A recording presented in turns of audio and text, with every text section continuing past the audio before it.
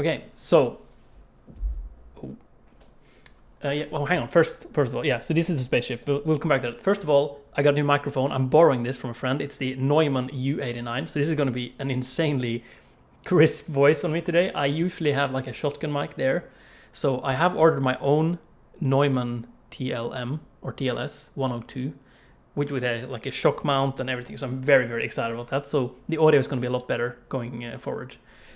At least for me, it's really good. I can hear myself now. I have a monitoring on. I got my sound card. Yeah.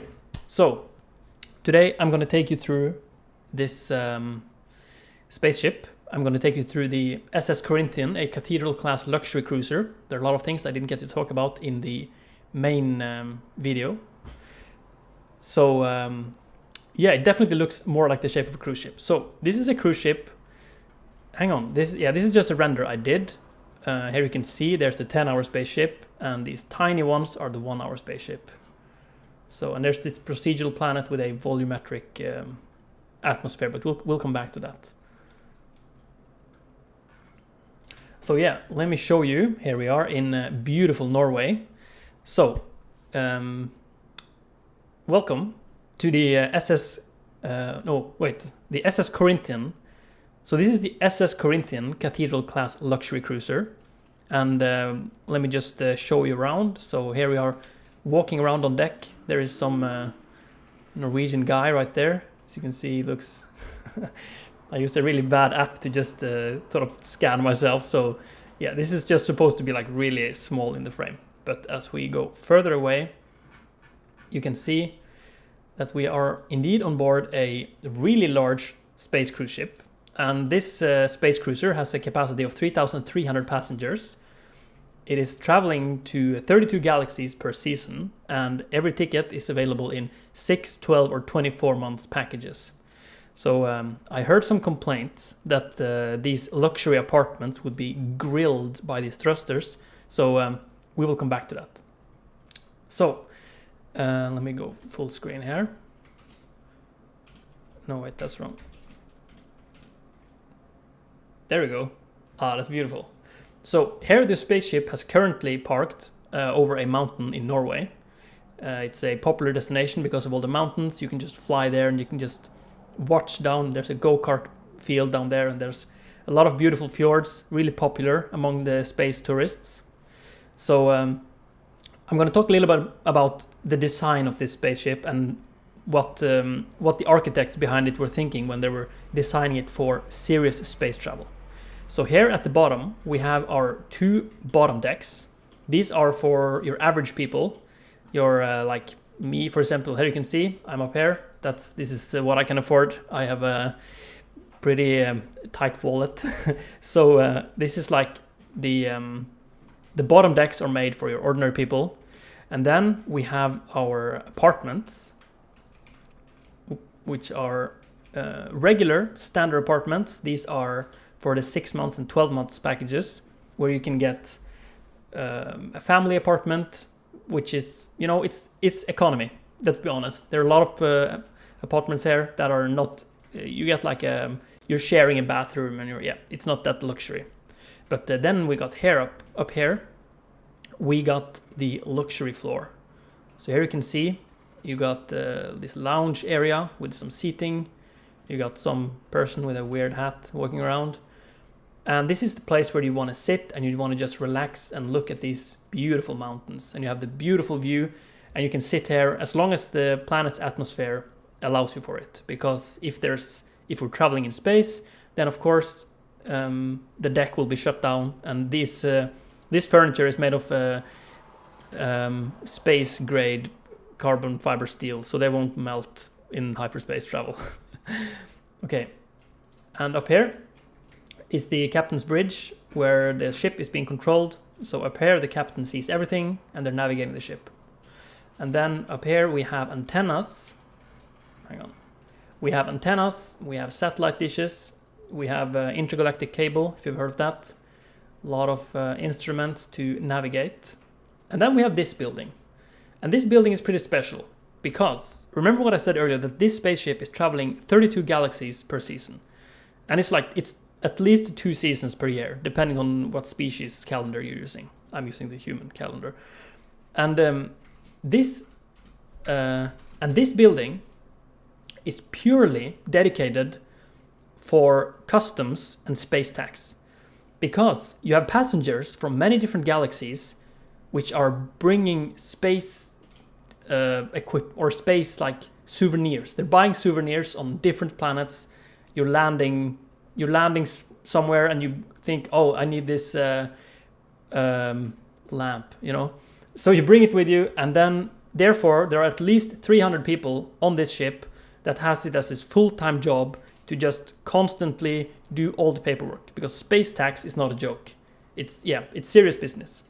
So here we have the main power source of the spaceship. These are 5 nuclear reactors, completely safe, and they're ready to eject. So if something were to happen, these can just shoot out like this, because you need to be able to move these away from the spaceship, because there's so many passengers there. So this is like a universal safety mechanism that all cruise ships with a population of, or with a capacity of over 3,000 passengers need to have. Yeah, so 5 nuclear reactors. So this ship doesn't really land ever. Yeah, so here we got maintenance ladders, which are important, because if you don't have these, then you won't be able to do maintenance on the ship. And then this, I'm gonna let you in on a secret. Here you can see this little texture here. This is just designed to look like the recycled plastic, which many corporations are doing this. They're designing products with it makes it look like plastic, you know. So it's a recycled plastic. So this entire space cruise ship is horrible for the environment, but they're still using this recycled plastic design, which is seems to be catching on in other galaxies as well. Okay, and here we have our apartments, which are a little bit more luxurious. These are business class. They're not the highest end luxury, but these are the business class apartments, where you're. Let me just be honest, I couldn't afford these. These are pretty expensive. But then we come down to these luxury apartments. And let me just position myself in here so we can see this more clearly. So here we are inside on the balcony. You have the jacuzzi here. Every apartment has their own jacuzzi. Carbon fiber, designed to deal with the major heat from the hyperspace travel. So, but here's the deal. These have an invisible film here. So here you can see, or you can't see it because it's invisible. It is a magnetic field that prevents the heat from getting through. Almost all the 99% of the heat. So when you're looking up here and you see the thrusters, you can feel just the subtle heat from the thrusters on these, and that's what makes these apartments so sought after. Like these are popular throughout multiple galaxies. If you can get yourself or maybe a family member a seat here, you are set, because you can sit here and you can just look at these thrusters. You can feel just the breeze of a warm. It's like a lukewarm summer evening. It's very beautiful. And also these thrusters are specially designed to contain UVA and UVB radiation. So if you do the 12-month package for the these luxury apartments, you will actually get a little bit of a tan for those 12 months. So it's amazing. Yeah, I can highly recommend doing this. But these are so expensive that you're gonna not only give away your entire mortgage, but you will be signing up your children and your children's debt to all go into this intergalactic space empire, which owns this cruise ship, and it's a pretty shady business. But I'm not going to get into space cruise right now. So yeah, these are the luxury apartments where you will get a beautiful tan from these thrusters if you do the 12-month package. Okay, so now here we get back to more of the thrusters, and these are a lot more powerful than the luxury thrusters. Between you and me, the luxury thrusters are primarily for the entertainment value, because people think it's really cool to sit there and get the UV, and yeah, it's a whole gimmick. But yeah, so here at the end you can see you have these really powerful thrusters, and these can take you into hyperspace, which happens every Saturday. So now I'm going to show you something really cool. Let's just quickly change the scenery here from the mountain to the stars. So here we are in space with the SS Corinthian Cathedral class luxury cruiser, and we are about to enter hyperspace. And this is going to be a pretty interesting experience, because if you haven't traveled with this spaceship before, It is intergalactically known for its space concerts. So let's get in here. Let me just turn on the lights for the concert area. And in here, you can see that there's a fully fledged concert arena. So imagine you're sitting here, you got a really expensive ticket, of course, and your favorite band just comes flying in. They can fly in and land on this ramp here. There's a specialized landing area for the spaceships. So the artists can come from another galaxy completely, and they will fly in here, and you can sit here, and they will just start playing as soon as they exit the spaceship. And this is an amazing experience.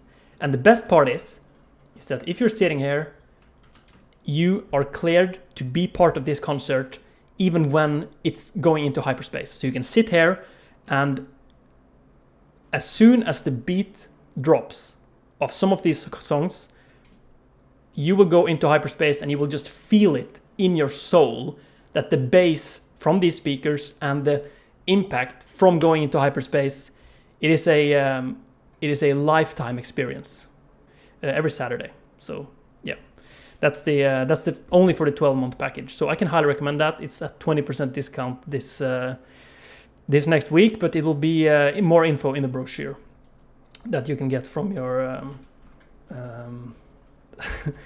from your I don't know, cabin crew. I don't know. Yeah. So let's have a look at this.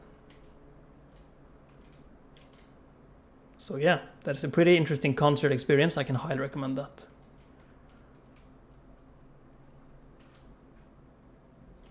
So yeah, let me turn this into a sky texture, and you can see.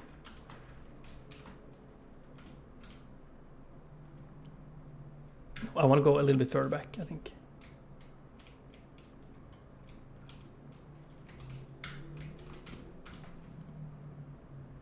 So yeah, that is the SS Corinthian, a Cathedral-class luxury cruiser, one of the most popular space cruises in the galaxy right now. So I would highly recommend just get yourself a ticket, get your family a ticket. I can recommend it. What does the bottom look like? That's a good question. Let's have a look. So here you can see we have your regular airship design. This is actually mandatory on several galaxies, or primarily planets, because they just want you to be able to see down here. So here you can see you have another captain in here, and you need to be able to see down at all times. But that's only certain jurisdictions. I don't think Earth is one of the planets that enforces that, but I'm not entirely sure. We have moved away from airship rules like that, I think. But yeah, I've not yet been a passenger myself on this, so I wouldn't know for sure. How does it land on the ground? It doesn't. There are. Let me just take you back here. You can see. Here you can see there is a landing area where you will be. It's empty right now because they're transporting people. But usually, people just walk down. They take the elevator down here, and you can just board one of these luxury, tinier ships, which will do the shuttle traffic. Here you can actually see them in this image. Yeah. So this is how people are. Here you got the small ones are the luxury versions, and then these bigger ones are like, yeah, we know you can't afford it, so we'll just put you in this big metal. Yeah. Escape pods. That's a good question. It seems that they might have been forgotten by the creator. I don't know. I wouldn't look too much into it, if I'm being honest. Yeah, that's fuel. Yeah, that's I mentioned it earlier. It's everything is controlled by these uranium cores, so it's a nuclear-driven ship.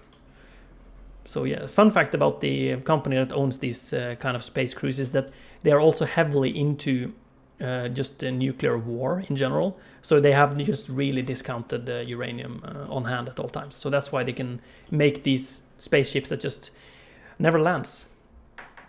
Yeah.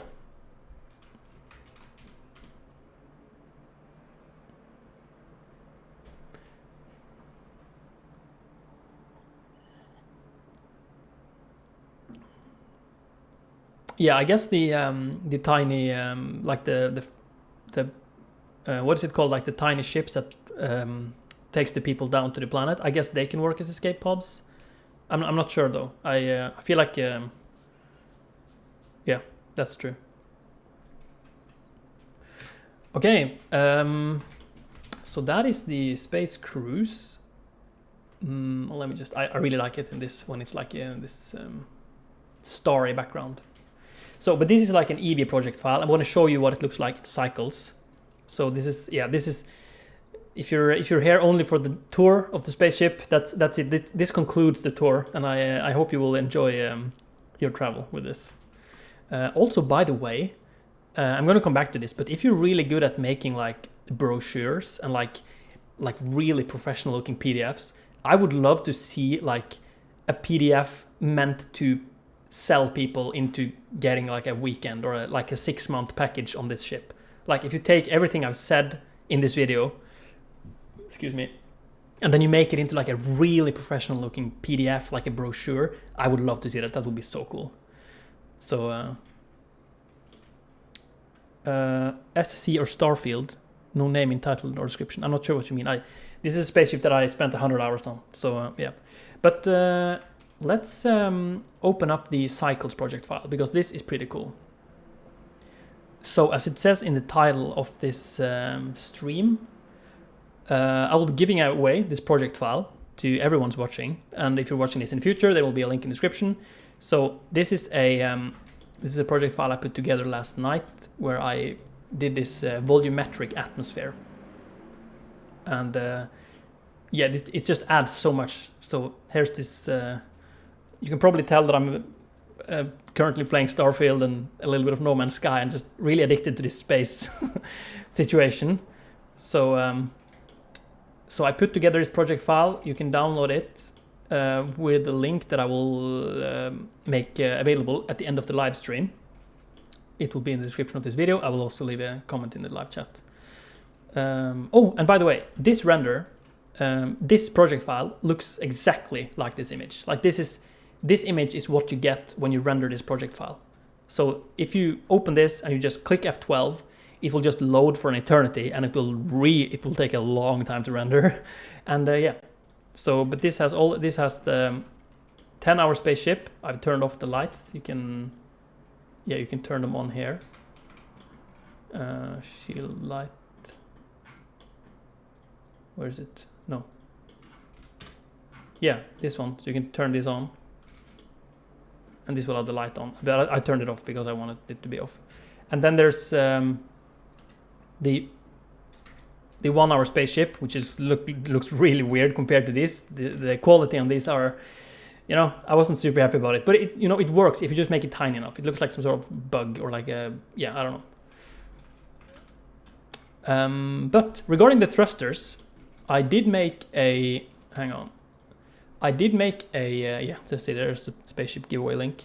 On my Patreon, I did make a mini tutorial, because I'm dipping my toes into Patreon only tutorials, because I usually made like one wallpaper every month on my Patreon, and then I was like, nobody cares about wallpapers. And so I spent some time making it, and now I'm like, I'm not really sure if that's something that I want to spend my time on. So I was like, what if I just sit down, record a casual tutorial instead?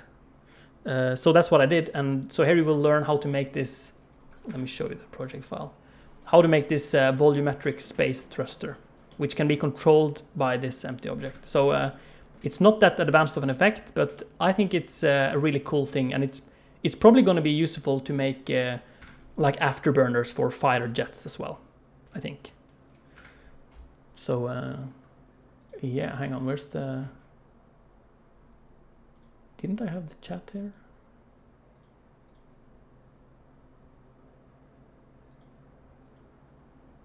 Pop out chat? I don't know. Okay, there's how I see the chat. Yeah. So I was just going to say, some people are like, if you're asking the same question like 3 or 4 times and I'm not responding to it, I might just time you out, because I probably read your question. Or I'm not reading everything, but yeah, don't spam the same question over and over again. What shortcut do you use to cut off nodes from each other? That is simply, you can hold down Control and left click. No, Control and right click, and you will get this knife tool, and you can just do like this. Yeah. But there was one more thing I was going to show you. Yeah, it's this thruster that is available on Patreon. You can get the project file in the project file tier, and you can also get volumetric. Compositing. Yeah, that was what I was supposed to talk about. So yeah, you can check out the tutorial here. It's on this one, exclusive mini tutorials.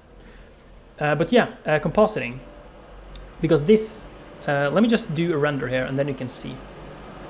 So, hang on. There's a lot of traffic outside, so it might be a little bit noisy. Yeah, so I'm going to be rendering this.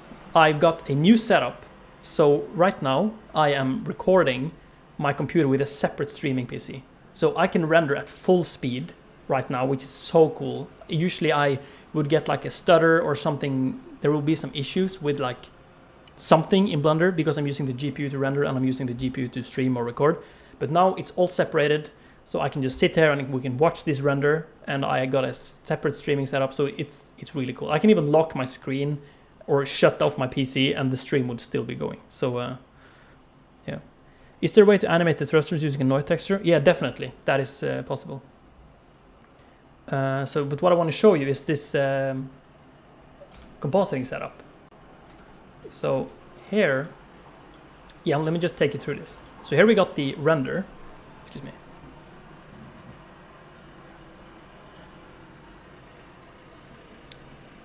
Okay, so the render is at 61%. Yeah, let me just do some more question if it's rendering.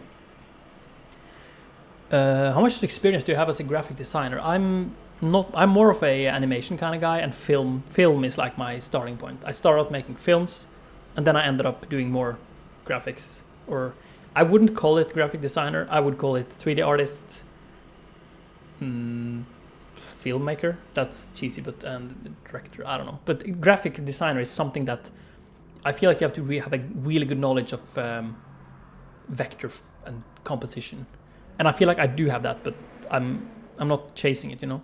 Okay, so let's look at the compositing here. So as you can see, this final result looks the same as this, and this might be a little bit brighter. I might have increased the brightness just a little bit. I'm not sure.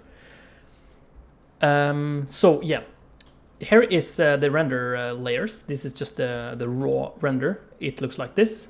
And then there's basic lens distortion. I'm using Control, Shift, and left click, by the way, to preview the node. I'm not sure if you need the node wrangler add-on for this, but maybe. And then there's a texture. This is just a noise texture that is, I usually animate it like on the Z-axis, but I don't have to since it's a still image. And then it's a color ramp, so it's basically just really subtle. And then a linear light with a factor set to 0.01.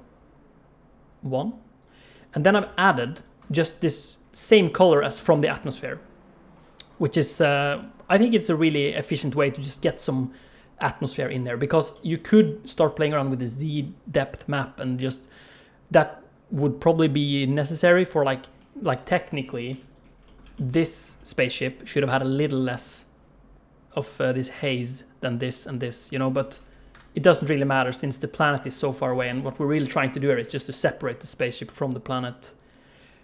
But I feel like we already did that. But like this is too dark, you know. This just feels so harsh. I wanted to make it a little bit more. I wanted to give it more scale. I feel like when there's haze, there's more scale, you know.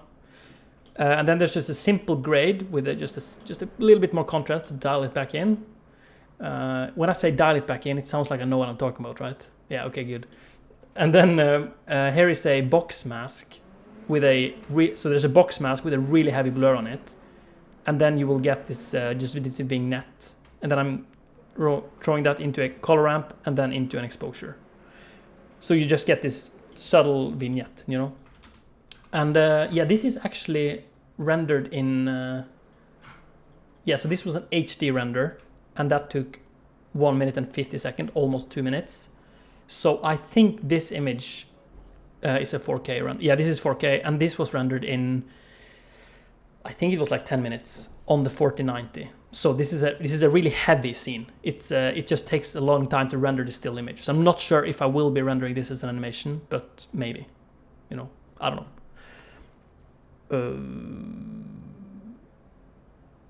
Yeah, let's have a look at the volumetric of these planets. So to do this, I just want to take a planet and I just want to copy it to another blend file. So we just we don't have to deal with that slow spaceship anymore. So maybe I can wait. Yeah, maybe I should just move this to the center. Okay, so here we are. We have a planet, and wow, that's, oh no, it's behaving weird because it's so big. So I have to view this 1,000 meters, and then I'm gonna make it black. Yeah, so here you can see there's a sun object in the middle here, where when I rotate this, you will get this halo. So let me just isolate this. So here, first and foremost, we have a planet. And this planet, when you move the sun, it has a, oh, I'm not sure if you heard that, but that was a really loud car or something. Wow, this is a lot more. Yeah, okay, so here we have a gradient texture. By the way, if you want to have a more look at this, this is going to be more, this planet will be included in the project file that is available in the description after this live stream. So yeah, I'm recording this from the spaceship. So that sound was another spaceship just passing by really fast. Yeah, so this project file will be available in the description, and then you will also get this planet. So I'm just going to show you how you can, show you how you can set this up. So here you have, this first thing is just a linear gradient texture, which is connected to this sunlight. So when you're moving this light, it's sort of faking that there is light, because what you can do with that is then you can use this Fresnel node, which basically just takes the rim light from the shader, and then when you multiply them together, you will get this light that is controlled with the sun. And what's so cool about this is that when you give this a color, it looks a little bit like an atmosphere, and then, so that's the planet, right? And then there's just like this, there's some noise texture to make it. There are a lot of tutorials on how to make procedural planets. I just, I'm not sure if I even followed one. I just had, I put on good music and I just went to that town. But here's why this is cool, I think. So you have this sort of atmosphere that is on the inside of the planet. And then let's enable, yeah, there's also a cloud planet, which is just, I can show you the node tree on this one as well. Yeah, this is the cloud planet, which is combining in a diffuse and transparent shader. It's actually adding it. So yeah, but let's talk about this one, because this is the pretty cool trick, I think. So it's essentially a gradient texture. Nope, it's a, yeah, you can't really preview this because, hang on, I gotta preview this manually. So this is, it's really warm here. It might be because I'm sitting right next to it for 4090, like, yeah. But it's too hot. You should get a colder PC. So if I, yeah, here you can see this gradient texture has a texture coordinate set to object, and then it will just use itself. So it's just like this volumetric shader of a gradient texture, right?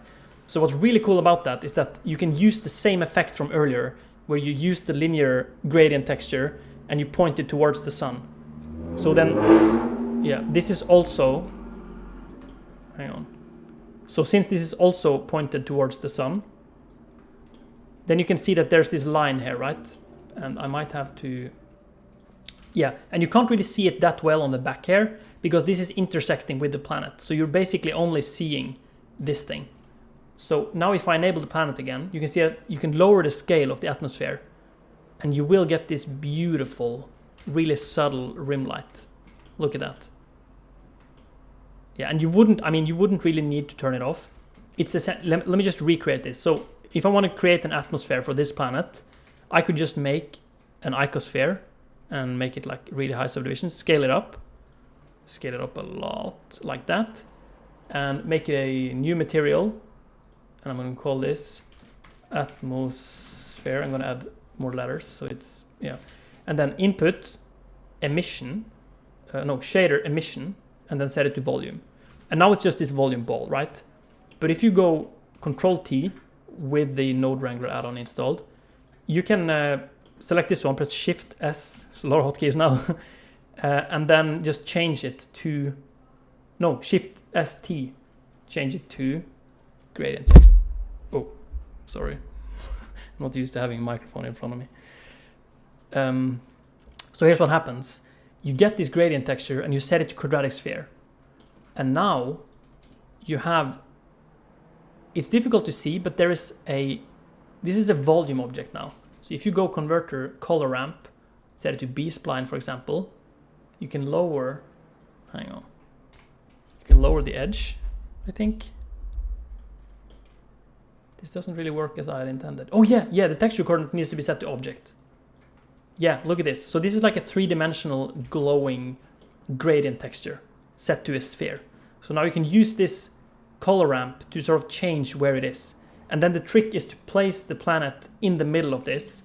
So when you scale this up, you will get this really subtle glare. And then you just give it the same color as you decided that you want to have for the atmosphere, which is this one. So yeah, I want to change it to strength. I want to set it to there. So now when you get the planet back again, you have this beautiful, yeah. What is this? It doesn't really look correct, but yeah. And then you take, remember from this planet, you have this linear texture where you will sort of fake it. So you'll make the, yeah. So now when it's all combined, then it looks, what is happening here? It doesn't really look like it was supposed to do. I might have tweaked this too much.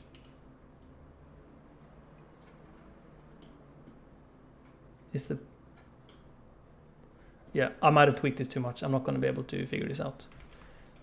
But yeah, if we have a look at this, here, let me show you the final one.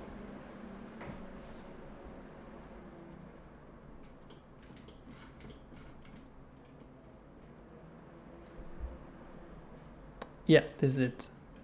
And then it's all about layering the reflections from the ocean. And then some clouds, and then the volume. I feel like the volume does the rest, you know? Yeah. No, I don't know. Yeah, there it is. Yeah. Wanted to ask you how many you had a problem not being able to move around because your scroll button stops working. I haven't really experienced that before. What I have experienced is that the mouse starts double clicking when you just want to do a simple click. I feel like that's something that often happens.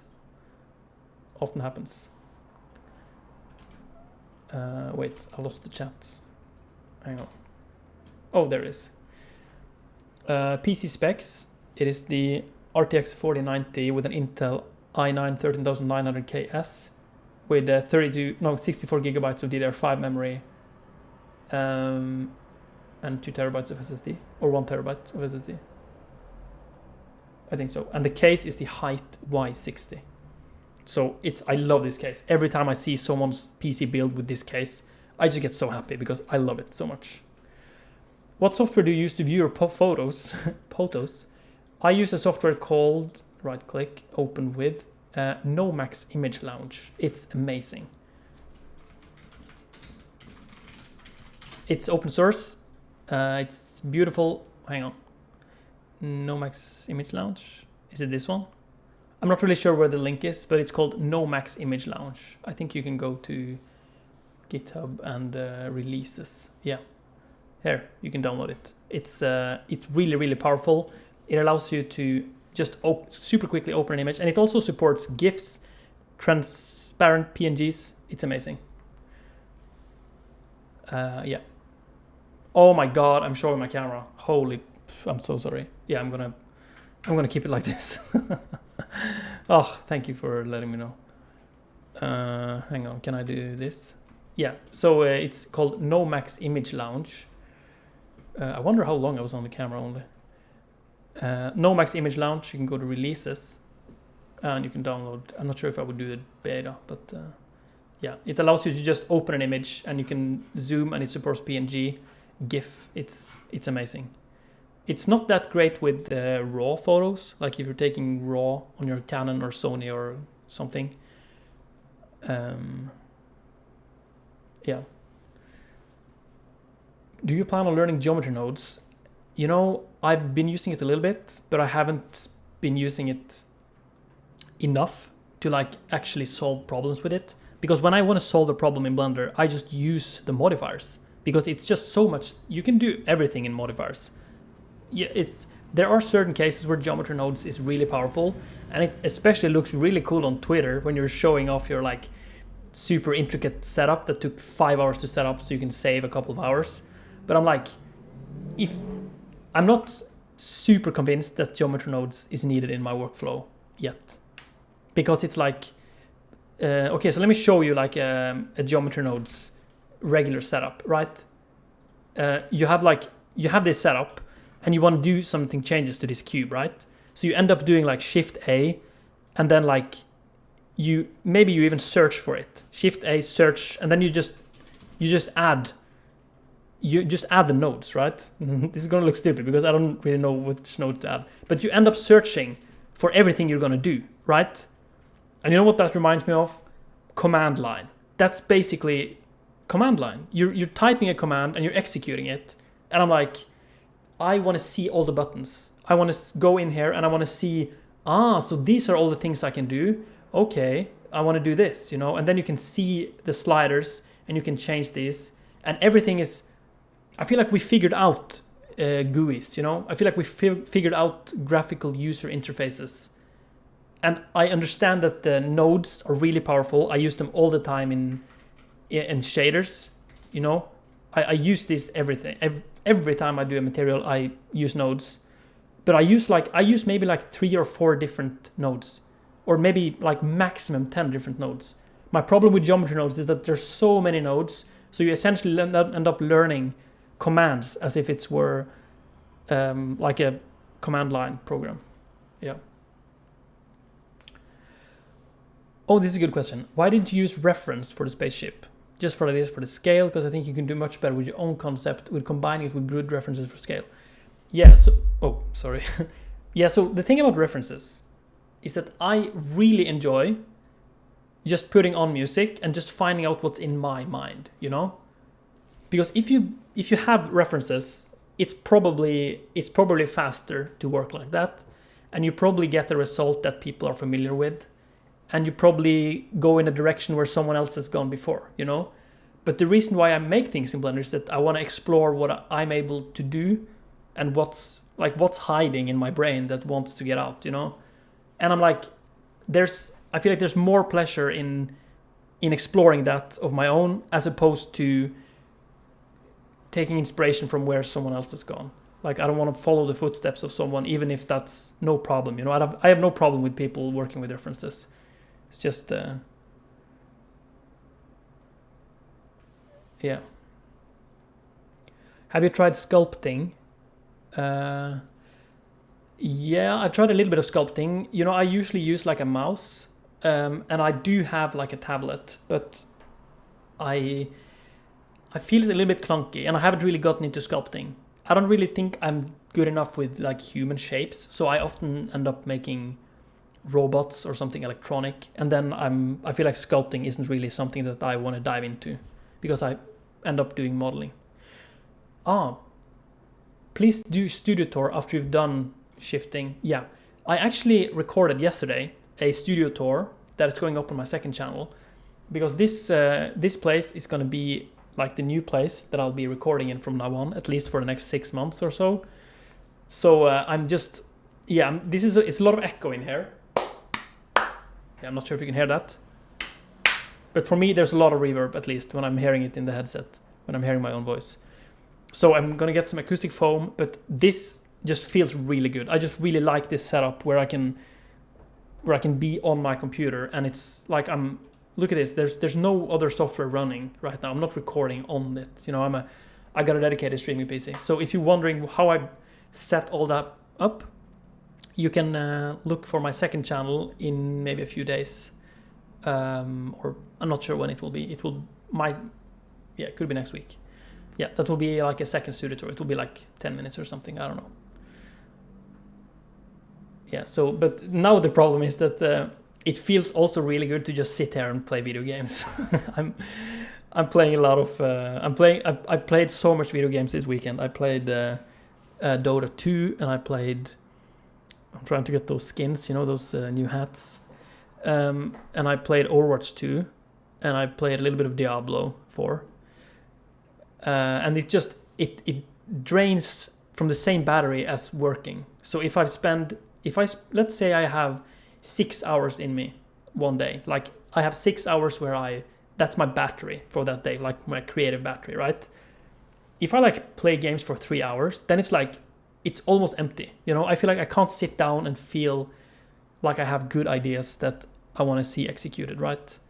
But if I haven't played video games for like a week, and then I maybe listen to some music and I sit down and I have maybe like 7 hours of sleep, I'm like a little bit tired, then I can feel just the emotions rushing, and it's almost overwhelming, Have you ever been at the cinema and you're just sitting there and there's just so much great music, everything just lines up, and you get so inspired that you just want to leave the cinema. You just want to get up and get out and go home and work in Blender, for example. Yeah, that happens sometimes, and it's almost painful. It's so creativity is just something that fascinates me, and being passionate. I feel like I'm trying to not be too passionate sometimes. I don't know. Oh, Mornay Pierre. Hey, what's up? Thank you so much. I procrastinate all my projects till you drop something, then it motivates the shit out of me. Thank you so much, man. Yeah, that means a lot. I appreciate that. I probably get inspired by your work as well if I see it. It's like we're all sharing and giving back. So and it is probably gonna sound weird, but I sometimes get inspired by my own stuff as well, and I think that's important. You should allow yourself to get inspired by your own work. You can control C. Here's the top tip. You can control C and control V colors without needing to click through the hex code. Just put your cursor over the color swatch. That's amazing. Can I just see this? Hang on. That's awesome. Yeah, that's very nice. Thank you so much. I'm going to be doing that. By the way, one thing I've been doing, I'm not sure if you knew this. This is a mind-blowing stuff if you haven't done this before. You can, if you press E here. No, is it here? Yeah, you can press E here on the color ramp, and you can just drag it like this.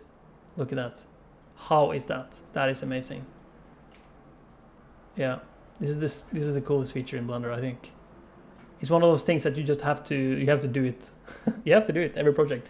I think I even did it on one of the planets. Where the planet small. Yeah, I did it here. I found some image on Google of a planet and I just took the color. Yeah, oh boy, yeah, I agree. Have you played God of War? No, I have not. Yo, wait. I think I played it a little bit. Or I sat next to someone who played it. And we were mostly talking about should you play it in 30 FPS at 4K or should you play it at 1080p at 60 FPS? And we had this long discussion, and it was really valuable. I love talking about frame rate.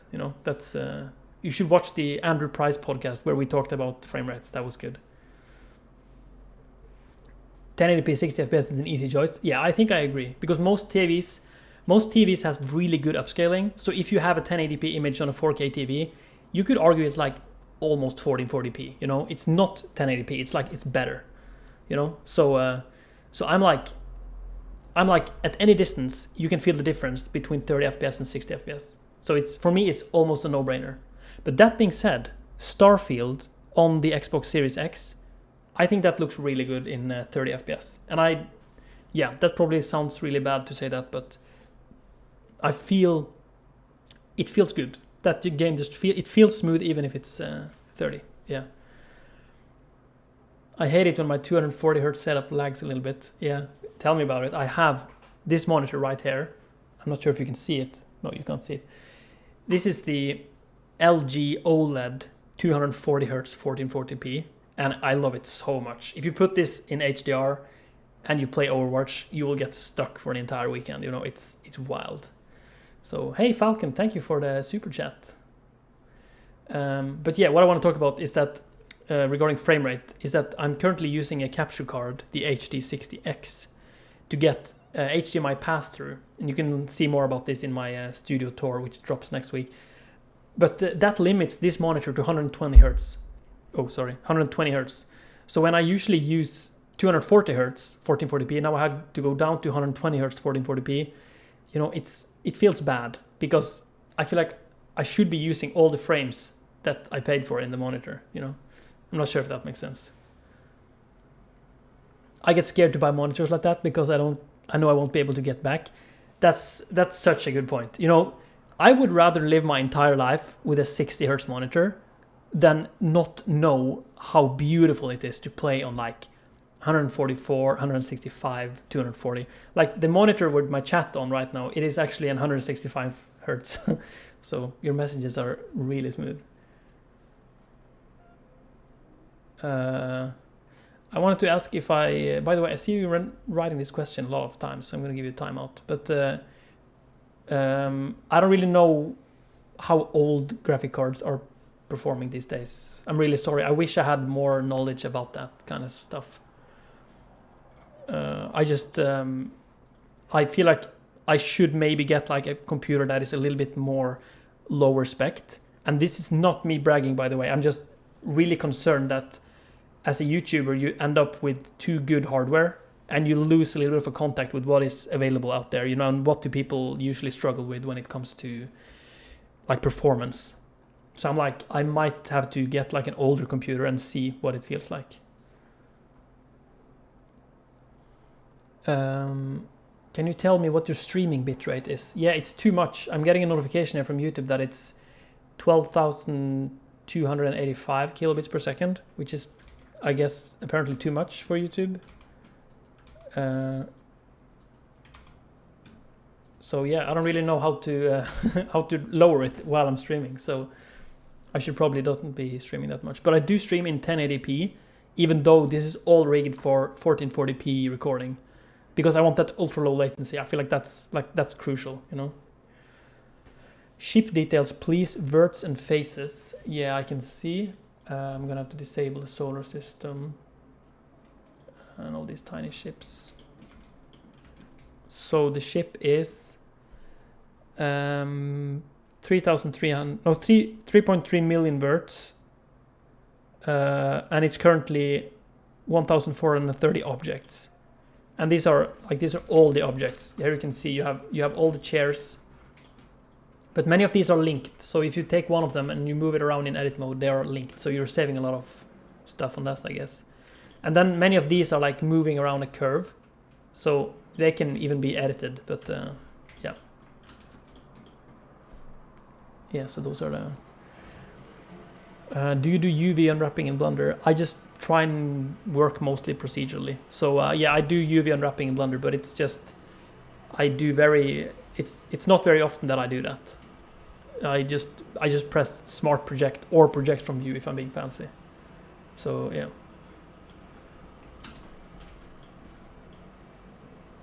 By the way, this is pretty cool. I'm not sure if this is here, but solar system lens stray light.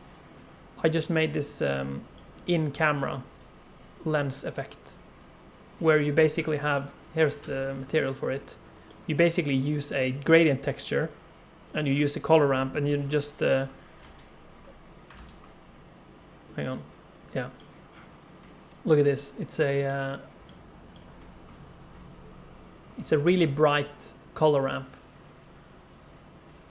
with just this object, and it's an emission shader which is added into a transparent shader, and then when you view it through the camera you can barely see it here, right? So if I select it, and then you can move this and you can use it basically like a lens flare. Very powerful. I like this a lot. Is there any improvement if I use two RTX 4090? I can highly recommend not having multiple GPUs in your system if you're using Blender. I had a computer with 3 1080 Ti's, and it's by far the most unstable computer I've ever had. And I have a friend that is borrowing it, and he's like, what is wrong with this computer? It's always, or he's not borrowing it, I just gave it to him because he's been helping me out a lot and he's really cool. if he's watching. Thumbs up to you, man. But yeah, he that computer is just so unstable. The multiple. Hang on, if you're spamming the same message, I will give you a timeout. But what was I saying? Yeah, if you're spamming the same message, I will give you a timeout. And if you see it again, I will just ban you forever. Sorry, I just lose my train of thought so easily. Yeah, multiple GPUs in a single computer. I also had one computer, my current streaming computer. It used to have a 2080 Ti and a 1080 in it. And I just don't recommend it. It gets too hot, or I mean, you can deal with that, but it just gets too much. It's something about Windows just doesn't like it. Yeah. I'm stuck on two 3090s. Yeah, I mean, it could be worse, you know. That's two 3090s is pretty good. It is definitely faster than one 3090, so I wouldn't worry too much. But I mean, if you already have a really powerful computer with two good GPUs, I wouldn't change anything about it. But if you don't have a PC and you're wondering what you should buy, I would highly recommend to just buy one GPU. Don't buy multiple GPUs in the same computer, because the next year something will come out that is twice as fast, and then you can just replace the single GPU, you know. It's yeah, hey, Ullis is in the chat. Yeah, thank you. What do you think about the new microphone? It's really good. One more thing I was about to say about GPUs. I'm not sure if I can remember that. Yeah. It gets laggy in 300K in viewport. How do I optimize it? I'm not really sure how to optimize the viewport, but in general, I can say that Eevee is just really laggy. So if you're using Eevee, I think the Cycles viewport is in some weird way more responsive than Eevee. But then you should also use solid view. It doesn't really matter. You should try and just lower. There is one feature here. Hang on. It's called Simplify. Can I just search for it? Yeah, Simplify, which is like a feature where you can reduce the max subdivision globally. So if you have a lot of subdivisions in your scene, you should be able to just use this feature and just drag it down. Ullis, you want to join us fishing? You can bring the stream. No, I'm going to play Mario Kart with some friends later. So I'm really excited. I should actually be leaving soon. Yeah, it's a 54-minute stream. Yeah, so I'm about to wrap this up. Yeah, that's a good. This is a good place to end it. I'm going to wrap this up. I'm going to show you where you can get the project file. Hang on. Should I link it in the... Yeah. So here it is on Gumroad. The SS Corinthian Cathedral Class Luxury Cruiser. You can download it. It's a project file that was made in Blender version 3.6. Here you can see the link. There it is. And you can download it for free. If you want to, you can pay for it. I'm not going to stop you. But, I mean, you should download it for free first at least, and then see if it was something really valuable, and then you can pay for it if you want. No, I'm just kidding. Yeah, do whatever you want. It's a Creative Commons 4. So if you do something with it, please give me credits. And you have to share the modified version under the same license. So yeah, don't spam Polyfjord. Yeah, I spammed the link there. So yeah, I'm also going to change the description of this video to include this project file, so you can download it if you're watching this in the future. So I'm really looking forward to see what you can make with this. By the way, one thing, the 10-hour spaceship, this is just going to be like one solid object in this project file. So if you want the 10-hour spaceship like fully rigged with like the legs and the thrusters on the side with the cable, I'm going to place that on Patreon, I think, on the project files there. So, but yeah, you will get this entire spaceship in this one, which is it's a really cool project file to play around with, especially if you have a powerful computer. You know, it's a really slow project file, so if you try to render this, it might go really slow. Yes, I'm just going to zoom in here so we can see it a little bit better. Yeah, there we go. I love your videos on EXR, but please can you make a video on multi-XR for compositing in Nuke? Oh, you've also been spamming the same question, so I have to give you a timeout. Sorry. No, I'm not going to be using Nuke. It's way too expensive. And I don't... I don't care about really expensive software. That's not something I want to communicate. And I've tried Nuke a little bit. I can understand that it's really powerful. It's not for me though. If I'm being super honest, I've not been using EXR that much lately. Yeah, I know. Because I have been, if you saw this video, I'm not on an HDR monitor right now, but my previous video, I'm gonna make, in this video, this video was in HDR. You can't see it here because I'm not on an HDR video, but I spent a lot of time making this video into HDR, and these sequences are rendered in PNG, so it's much easier to turn them into HDR in my current workflow. I'm still changing my HDR workflow almost monthly or weekly, so I'm like, I haven't really made up my mind. Should I make a EXR? No, should I make an HDR tutorial or not? Because there's just so much changing. And OBS, for example, really bad HDR support. It's just barely supporting it. You can't do any filters. So, yeah. So yeah, that's. I think that's it. And now I'm gonna go and play some Mario Kart with some friends. We're gonna make some pizza. I'm really excited about that. Thanks so much for watching. I'm very excited about this new setup. I'm gonna get some acoustic foam. I'm gonna get, unfortunately I'm gonna have to give back this microphone, but I've ordered my own. So I'm very, very excited about my new microphone. It's gonna look really cool. It's a Neumann TLS, Neumann TLM, yeah, Neumann TLM 102. It's this one.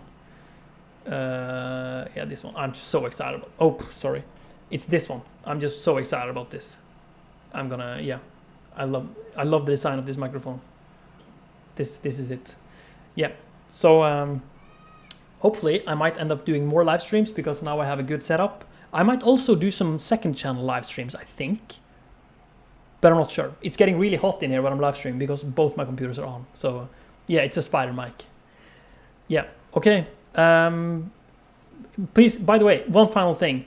If you are really good at making brochures and you're good at Blender, please, I would love to see. You can submit it or you can send it to me or someone in the Discord. But please, you should open this project file and you just render out this in like maybe a wireframe view and just make like a really cool brochure about this spaceship. Like everything I've said about it in this video, you can probably use ChatGPT and get a summary or something. I just want you to make like a really cool brochure, like a PDF, like a pamphlet, you know, that people can read when they're supposed to be like a real, without spoiling the TV series Silo on Apple TV Plus, something like that, you know, like a futuristic brochure. I would love to see that so much. So yeah, like a guide, yeah, like a cruise pamphlet, but pretend that it's like a real spaceship, you know. I would love that. Okay, now I'm gonna end the stream and I'm gonna play some Mario Kart and maybe some Starfield. I don't know. It's a cool game. Thanks for watching, and download this, and have a nice day wherever you are. Okay, bye.